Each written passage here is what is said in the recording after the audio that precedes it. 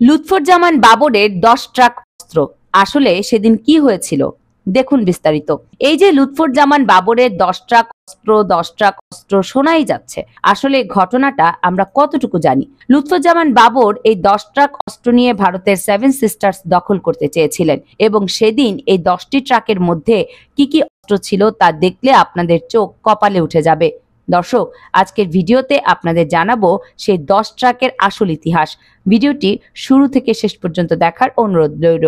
1 April 2004 সালের মধ্যরাতে Chittagong urea সার কারখানা বা CUFL জেটি ঘাটে 10 ট্রাক বিভিন্ন ধরনের অস্ত্র এবং গোলাবারুদের আটকের ঘটনা ঘটে। অত্যাধুনিক অস্ত্রের এই বিশাল চালান নিয়ে তখন দেশব্যাপী তোলপাড় শুরু হয়। বাংলাদেশের ইতিহাসে ধরা পড়া অস্ত্র চোরাচালানের মধ্যে এটি সর্বোচ্চ পরিমাণ। আলোচিত 10 ট্রাক অস্ত্র নিয়ে সে সময় অনেক আলোচনা সমালোচনা হয়েছিল। আলোচিত 10 ট্রাক অস্ত্র মামলা নিয়ে এখন আবার সোশ্যাল মিডিয়ায় খুব আলোচনা হচ্ছে। আসলেই 10 ট্রাক অস্ত্রের প্রসঙ্গ এসেছে লুৎফুজ্জামান বাবরের ঘটনা থেকে। ডক্টর ইউনূস এনডিটিভিতে তার এক সাক্ষাৎকারে বলেছিলেন ভারতের 7টি অঙ্গরাজ্য 7 সিস্টার্সের কথা। এরপর থেকেই উঠে আসে লুৎফুজ্জামান বাবরের কথা, আর এই লুৎফুজ্জামান বাবর থেকে চলে আসে 10 ট্রাক অস্ত্রের কথা। আবারও সংক্ষেপে একটু বলে রাখি, ভারতের উত্তর পূর্বাঞ্চলের 7টি অঙ্গরাজ্য নাগাল্যান্ড, মণিপুর, মিজোরাম, আসাম, ত্রিপুরা, মেঘালয় ও অরুণাচল প্রদেশকে 7 সিস্টার্স বলা হয়। লুৎফুজ্জামান বাবর 7 সিস্টার্সকে বিদ্রোহী দল বানিয়ে ভারতকে অস্থিতিশীল করে দিয়েছিলেন। 2004 সালে তিনি 10 ট্রাক ভর্তি অস্ত্র, গোলাবারুদ, রকেট লঞ্চার ভারতে পাঠাতে চেয়েছিলেন। তখন তারা নিজেদের দেশে গৃহযুদ্ধ শুরু করে।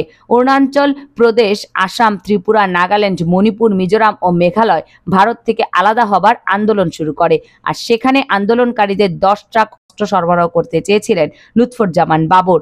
যদি সেই 10 ট্রাক অস্ত্র সেদিন ভারতে পৌঁছানো যেত, তাহলে ভারতের 7 সিস্টার্স আজ বাংলাদেশের হয়ে যেত। কিন্তু দুঃখের বিষয়, শেষ পর্যন্ত করতে পারেননি। আমরা অনেকেই জানি না কি কি অস্ত্র ছিল সেই 10 ট্রাক অস্ত্র চালানে।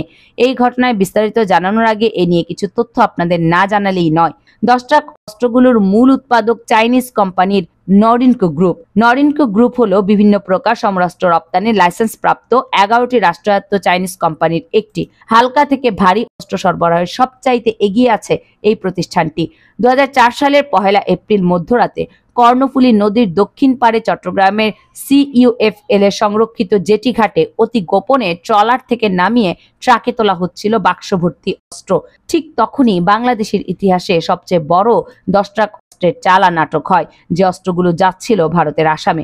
স্বাধীনতাকামী দল United liberation front of Assam বা উলফার কাছে। সে অস্ত্রগুলো বাংলাদেশ হয়ে ভারতে চালানে প্রধান মাস্টারমাইন্ড ছিল বাংলাদেশের গোয়েন্দা সংস্থা DGFI, পাকিস্তানের ISI, চীনের গোয়েন্দা সংস্থা এবং লুৎফুজ্জামান বাবর সহ উলফার শীর্ষ নেতারা। তারা সবাই মিলে পুরো পরিকল্পনা করে ব্যাংকে। তবে অবাক করার তথ্য হচ্ছে, এই ঘটনার সময় উলফার প্রধান নেতা পরেশ বড়ুয়া সহ একাধিক উলফার নেতা বাংলাদেশের জেলে আটক ছিল।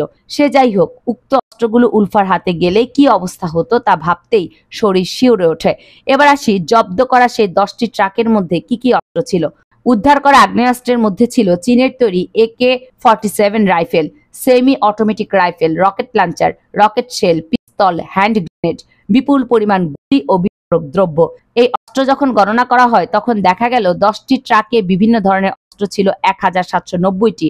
এর মধ্যে গুলি ছিল 11,43,520টি, গ্রেনেড ছিল 27,220টি, ম্যাগাজিন ছিল 6,392টি ও রকেট লঞ্চার 150টি। এসব অস্ত্রের মধ্যে 650 mm semi automatic sporting rifle, 100টি টমি গান, 150টি mm রকেট লঞ্চার, 6,392টি বিভিন্ন অস্ত্রের ম্যাগাজিন, গুলির সংখ্যা 7,39,680টি, টমি গুলি 4 লাখ, জাপানের তৈরি ওয়াকি টকি 27,020টি এবং গ্রেনেডের মধ্যে 25,020টি ছিল হ্যান্ড গ্রেনেড। দর্শক, এতগুলো অস্ত্র যদি সেদিন ভারতের 7 সিস্টার্সে পাচার করা যেত, তাহলে ভারতের 7 সিস্টার্স এর নামই থাকতো না। আপনার গুরুত্বপূর্ণ মন্তব্য এ নিয়ে থাকলে কমেন্টস করে লিখে জানাবেন। কামরুন নাহার, রাখি, KNR মিডিয়া।